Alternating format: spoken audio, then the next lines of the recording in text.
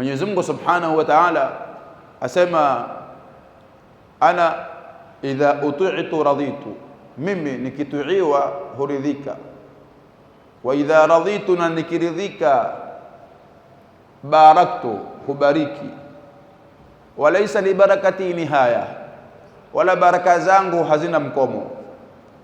Yani katika familia watakapokuwa wanitii mimi Mola wao huwabariki, na nitakapowabariki baraka zangu hazina mkomo, zaenda babu, baba, mtoto, mjukuu, kitukuu, kilembwelembo, sijui peleka mpaka walaysa li barakati nihaya.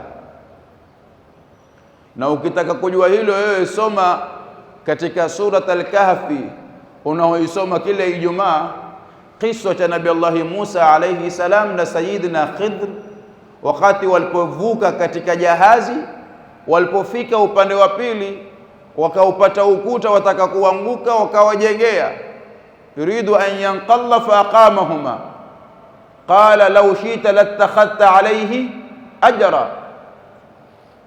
Katika istifsar ya Sayyidina Khidr alayhi salam kwa Sayyidina Musa, amwambia, wa amma aljidaru fakana lighulamaini yatimaini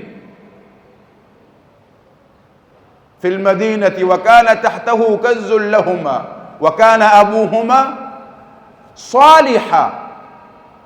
Ule ukuta ulikuwa ni watoto wawili mayatima katika mji, na chini ya ule ukuta kulikuwa na kandi yao.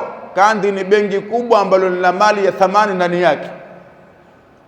Ulipokuwa wataka kuanguka, mimi niliusimamisha, sikutaka malipo, kwa sababu wakana abuhuma saliha, wazazi wao walikuwa ni wema. Inni idha uti'tu raditu wa idha raditu baraktu wa laysa li barakati nihaya, mimi nikituiwa huridhika na nikiridhika hubariki, na baraka zangu hazina mkomo.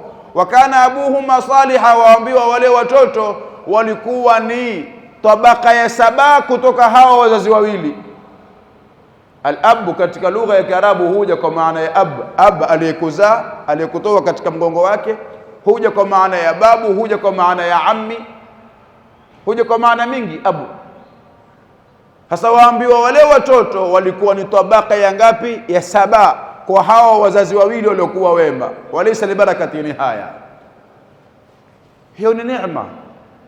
Jaribuni kama familia kutii amri za Mola Subhanahu wa Ta'ala, kutokubali kuunganishwa.